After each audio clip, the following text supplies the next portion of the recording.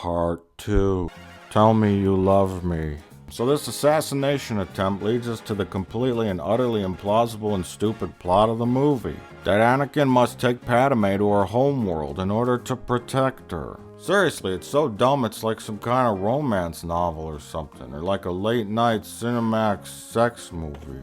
For one, Obi-Wan knows that Anakin's kinda crazy in love with her, so you'd think he'd suggest that they send Padme off with the guy that looks like a squid.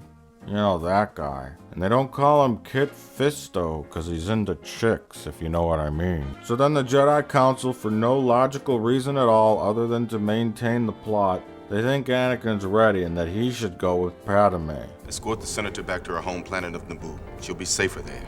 Two young star-crossed lovers should go on this romantic getaway, when romance and love is forbidden and leads to the dark side. Fuck it. Oh wait, I guess Palpatine was the guy that initially suggested the idea, so he might have been like using a trick on him or something. You know, his grand plan was to cloud all their judgment and trick them into letting Anakin go with her, because he knew he was gonna fall in love, get Padme pregnant, then have premonitions of future pregnancy complications resulting in her death, so that Palpatine could tell Anakin that he can use the dark side to save her, so that Anakin could become Darth Vader and help Palpatine rule the Empire. You'd think if this guy could see that far into the future, he just picked a lot of those numbers. Maybe that's how he paid for the clones. But wait, if that were the case, fuck it. Hey, anybody want to help me milk my cat? It's time to make breakfast. So this movie operates under the logic that assassinations only take place at night, because Padme is packing her things right next to a bunch of open windows in broad fucking daylight. Then there's even robots floating outside the window, and Anakin doesn't even seem to notice this. And the last assassination attempt was by a robot at the window. Fucking Helen Keller could assassinate her at this point. Eventually they go back to Naboo, and we kind of forget about the silly assassination thing. And apparently they do too, because they make absolutely no effort to conceal themselves in any way. She might as well paint a target on her face. You know, if she's so safe on Naboo, then why didn't Anakin just drop her off and come back? I think it's pretty naive to assume that whoever this assassin is couldn't figure out that they went back to Naboo after he sees that Jar Jar Binks has replaced Amidala in the Senate. Then he could just find them and take his time and shoot her when they're, say, sitting in an open field. But I digress. This is really about love, right? And if love is forbidden, then we're supposed to instantly care about it, right? Well, no, not at all. Just because you throw obstacles in the way of a romance doesn't mean that we'll care about it, but instead we have to endure this completely implausible premise. It don't make no sense. Throughout the film, they're put in these very extreme settings because they're in hiding. Now, I'm the last person in the world who you call an expert on love, considering that most of my relationships seem to end up inside several different trash bags. But I think I might actually understand it a little more than George Lucas. To him, love seems to be only something from like Romeo and Juliet. See how she leans her cheek upon her hand. Oh, that I were a glove upon that hand, that I might touch that cheek. Something like an alien or a robot would view human love as. Like a guy who hopelessly pursues a woman by saying cliched love dialogue. You are in my very soul, tormenting me. And a woman who blushes and smiles, but insists they can't be together because of whatever convenient social implications prevent them from it. I'm a senator. And a Montague. Neither fair maid, if either thee dislike. And the place death, considering who thou art. This is movie romance at its most superficial and one-dimensional. Two attractive people in beautiful locations. They must be in love. I did enjoy, however, watching the actors squirm and BS their way through interviews when asked to describe the romance plot. You might call the acting in episode 2 bad, but watch, these people are pros at the whole acting thing. She really struggles with sort of the career versus romance issue. You see, the thing is that both characters have no reason at all to love each other, other than the fact that they are simply physically attracted to each other. So instead of making the story about them just fucking like wild rabbits, they imply some kind of deeper emotional connection that has never been established because they don't know each other. It's what they call a contradiction. So a bunch of nerds will argue that it's the will of the Force that they be together, but that's just an excuse for sloppy, shitty writing. This is also yet another example of how these characters are always written backwards in the Star Wars prequels. See, Padme has no reason to not want to be in a relationship. She's not the queen anymore. She's just a senator.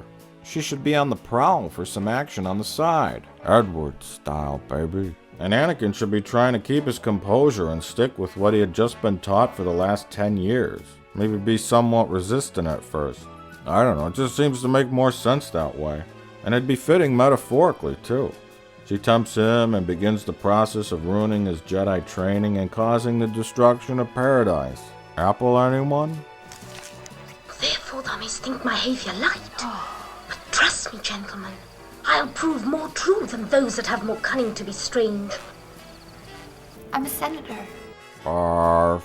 But, while Padme is supposedly against them falling in love, she allows for them to take romantic walks along scenic vistas, dine in elegant settings, frolic in the fields, and roll around with each other in the grass.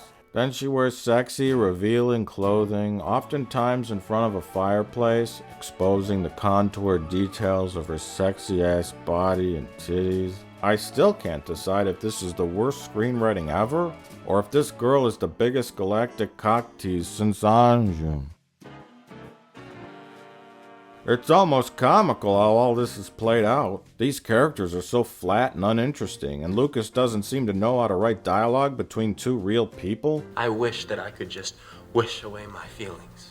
that we basically have to be told that they're in love. We can't actually experience it or feel it because I suspect he doesn't know how to convey it. They're both attractive people and smile a lot. They're in love. They rode in on a space gondola, just like in Venice, the most romantic city on Earth. They're in love. There's no substance to any of this. And in the end, this simple moment between two characters had 1,000,000 times more depth and realism than even the biggest fake waterfalls your computer could make. Now you say, maybe they are in love, and maybe I just don't see it because I'm a psychopath who butchers women. Well, yeah. To that I say, let's turn towards further analysis to find our conclusion. Now I've analyzed this film with two experts in the field of true love, porn star Jocelyn James and Tiger Woods. Both have provided me with valuable insights about love and stable monogamous relationships. For most men, and especially Anakin, a 19-year-old male with raging hormones, the list of what he's looking for in a relationship is rather short. Number 1, is she hot? Number 2, seriously bro, how hot is she? And that's it. Now what women are looking for is a little more complex. Their list is as follows. Does he have a good job? Where does he live and what kind of car does he drive? He needs to be confident without being too arrogant. He needs to be funny, but not like goofy funny. He needs to be tall, but not too tall or like weird tall. He should be spontaneous, but only when I'm expecting it. Handsome is a plus, and handsome with good hair is better. No baldies, LOL. He needs to know the exact time to say all the right things. He needs to know the right time not to say anything. He really needs to know how to treat me like the woman I am, both in the bedroom and when we're out on the town. He needs to be family-oriented and good with kids, but not too good with kids, like in a creepy clown way. He needs to be intelligent, or at the very least, money smart, so we can know how to invest for retirement, the kids' college fund, and our funeral expenses. He can have his friends and do things with them, but only when it's convenient for me. He needs to care about me, but not be too controlling. You know, sometimes I just want to go out and have fun with the girls, and he needs to be okay with that, and not get all like, stop. Hey, where Thank are you that'll going? be all. Then the list goes on to 167, but I'll stop there, you get the point. Now when first courting a woman, she'll be interested in two things. That you don't look like Danny DeVito, and that you say and do all the right things. Since Anakin looks like a guy from a JCPenney catalog, he's safe in the looks department. But can his actions and words hold up? Get in my living room! Put it to the test. You see, when you say something right...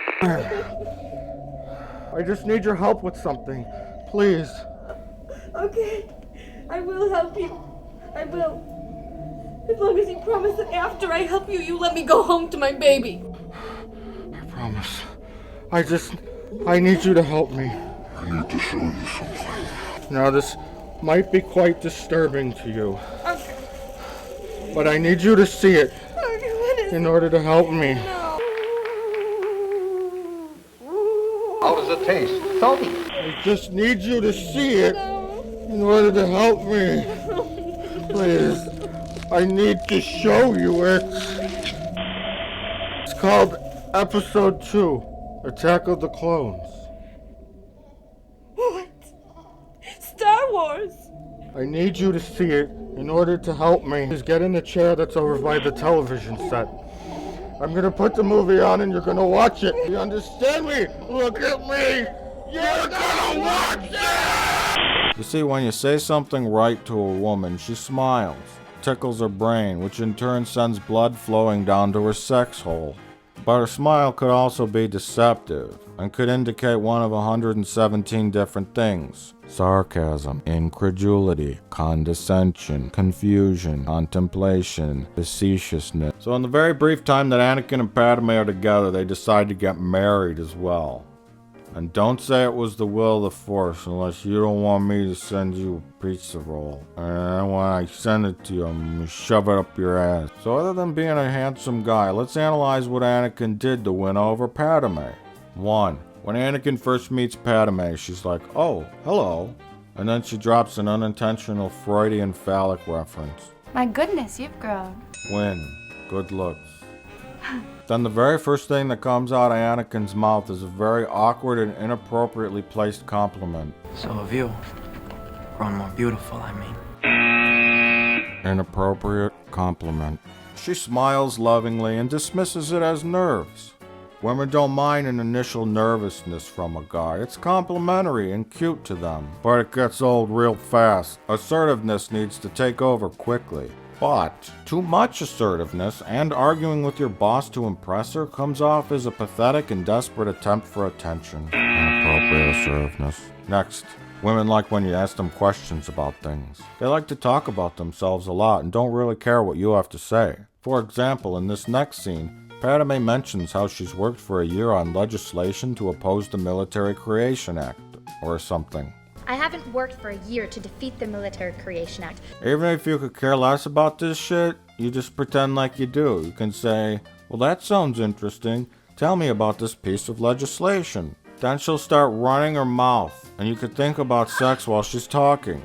Occasionally you should nod, and always be prepared with some follow-up questions. Instead, Anakin misses this very obvious lead and immediately starts talking about himself and his Jedi stuff. I am truly thankful to be his apprentice. Talking too much about yourself and your job. She doesn't care. Then it gets worse. He starts bitching and complaining about his job and his boss, almost to where it seems like he's gonna start crying. He's overly critical. He never listens. He doesn't understand. Keep in mind that this is only fair. like their second scene together. I can only imagine what she's thinking. Holy shit, this guy is a fucking annoying whiner.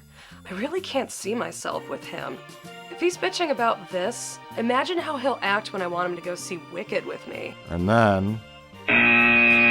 creepy sex looks. And if a woman ever says you're making me uncomfortable, It makes me feel uncomfortable. it's usually not a good sign. Unless she's into that sort of thing. So now I guess they go to Naboo. Don't do anything without first consulting either myself or the council. Hey man, go ask the council first, because I'm sure they'll just agree to whatever. So it's cool. So they're off on their romantic Italian vacation. It's a girl who's under threat of assassination, and a guy whose training was prophesied to bring grave danger. And they're sending them off together, alone. Why? And yet again, the two most logical, clear-minded guys aren't going along and they just stand there and watch it happen. Again, it's like poetry, so if they rhyme. They even placed bets on who's gonna make the first move. I'd be more concerned about her doing something. Yeah, this guy knows what's up. So when they're on the transport ship, Padme does a little feeler to see if Anakin and her can fuck in the bathroom. Are you allowed to love? Thought that was forbidden for a Jedi. Anakin responds with an earnest yet clumsy response about a loophole in the Jedi doctrine about love. This kinda pleases her, so we'll give him a point. Finally, they arrive at the most romantic city in the universe, and Anakin scores a few points early on, carrying her luggage. I was relieved when my 2 terms were up, but when the Queen asked me to serve as Listening to her prattle on about herself. For a few minutes, it seems like he's learning, but then he goes back to being a prick. But I was thinking... Hold on a minute. Excuse me. Interrupting. Excuse me. Losing temper. Sorry, milady. Forced apology. Then for no reason they take a ride on a Venetian gondola to a romantic location. But did you ever notice how this is like a space gondola?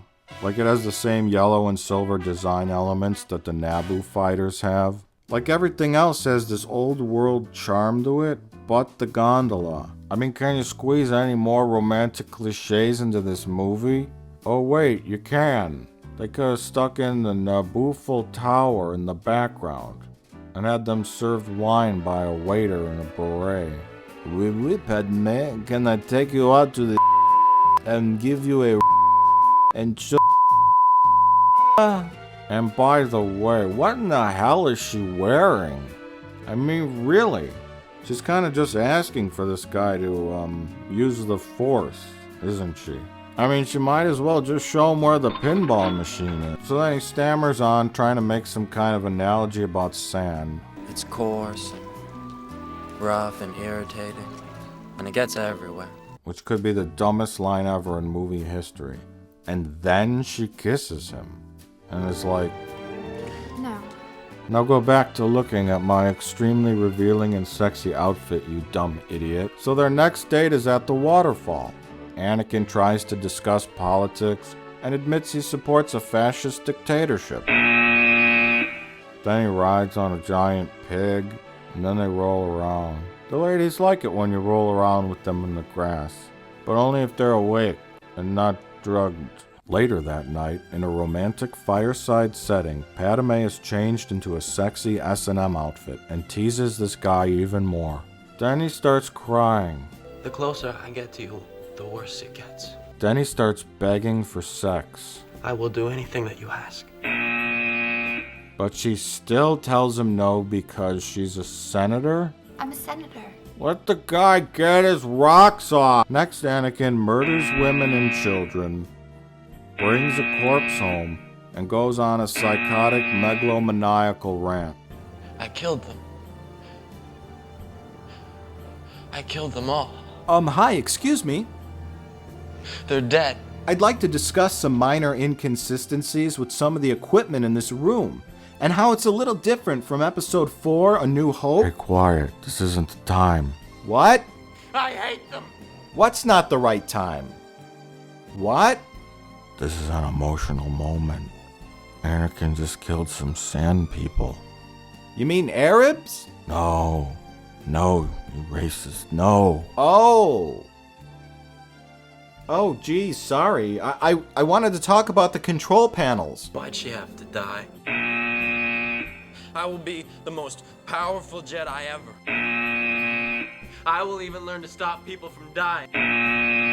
He's jealous. I killed them. They're dead. And the children, too. And I slaughtered them like animals. To be angry is to be human. And then, even though Anakin's strikes far outweigh his successes, she still marries the guy after knowing him for only like 3 days. You know what? I take it all back. I take back every piece of criticism I ever said about the guy. George Lucas, I present you with the Totally and Completely Understands Women trophy. You've earned it, my friend. You've earned it. I don't like sand.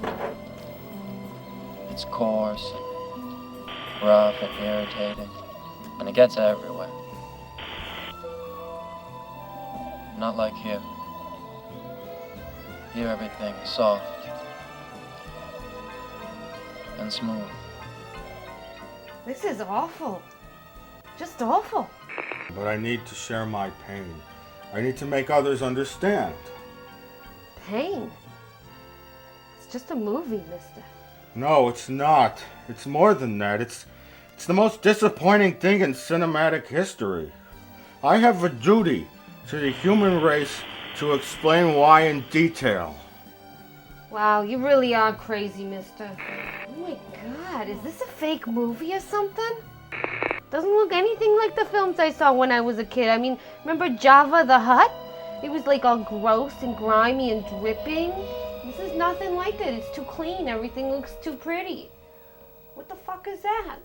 Very Who impressive. the fuck are these people? Why is Samuel L. Jackson in Star Wars movies? When I first heard that he was gonna be in Star Wars, I was like, huh? What? After a while, it made sense to me, though. There is a reason why he's in there, and it has nothing to do with him being the absolute best person to portray the oh-so-memorable character of Mace Windu. People getting jacked in this movie. Let's flash back to 1997. Titanic is breaking the box office records all around the world, and at the same time, Lucas is shooting Episode 1. While he's waiting around for others to do the work that he'll eventually take credit for, he complains about Titanic. You know, we're never gonna beat Titanic. Nobody can. You could see how annoyed he is that another director is making more money than him and stealing the spotlight. Now, it'd be really naive to assume that George Lucas returned to filmmaking just because he wanted to tell the origin story of Star Wars.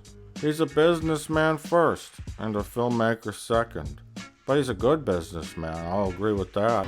Where is the money? Come on, my honey. Let's spend it, right. But the Star Wars prequels are nothing more than carefully crafted products to appeal to as many moviegoers as possible. He had milked the original trilogy as much as he could by '97, so it was time to move on. Now, with all that said, we can discuss Samuel Jackson. Now, a lot of you might be thinking that he's in Star Wars movies because they wanted to have, a black guy on the Jedi Council. That's kind of true, but there's more to it than that, because the diversity quota had already been filled. When the first Star Wars movie came out, people said, "Where's all the black people?" But then in Empire, black people started appearing everywhere. Return of the Jedi was even more diverse. We saw our first black X-Wing pilot who died. There was an Asian pilot who also died. And Lando even had a Hispanic co-pilot. In Jedi, we also got to see the first Jew in Star Wars. The Phantom Menace was also a plethora of diversity. We had Asian guys running the Trade Federation. I was not aware of such failure. There was a Middle Eastern junk dealer. It takes some long time to fix it. And we broke new ground by having the first homosexual in Star Wars. So by the time Episode 2 was released, diversity wasn't an issue. But what was an issue was demographics. Truth is, and I'm just gonna say it, black people don't really like Star Wars all that much. Sure, some do, I guess. But it's a really small number. Now, Hollywood and advertisers have a term they use to avoid being called racists. The term they use is the urban market. Now, the urban market once stole my TV, so I know they like movies.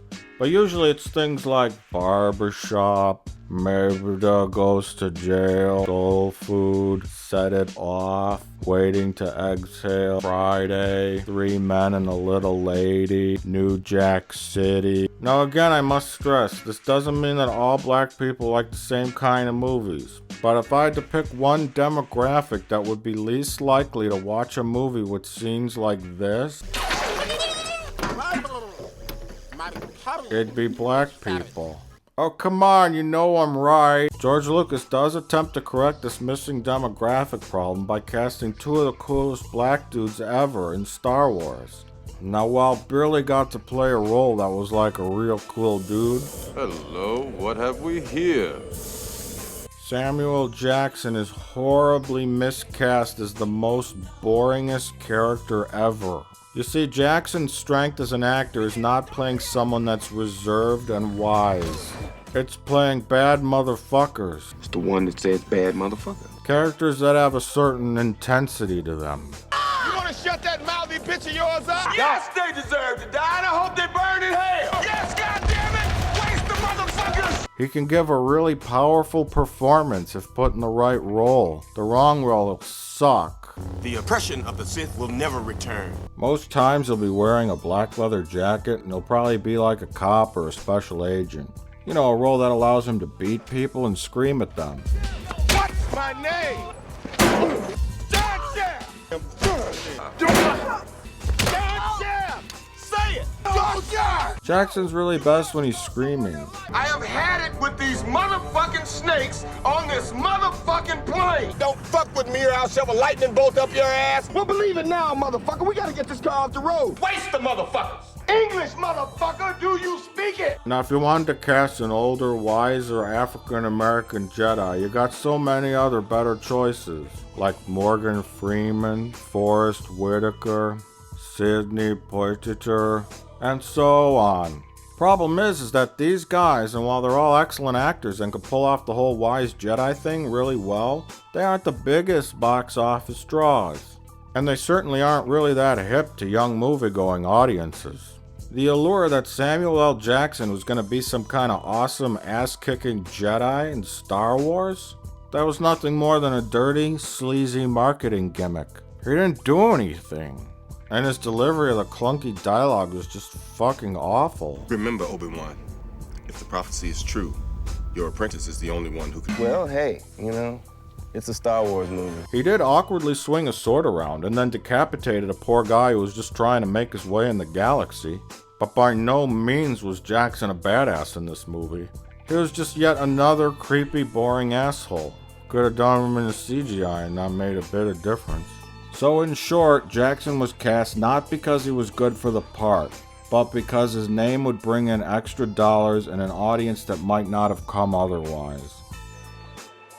Much like how Jar Jar was there to appeal to the really little kids, Anakin was there to appeal to younger, toy-playing, aged boys. The Jedi action stuff was to appeal to the teenage to middle-aged fanboys.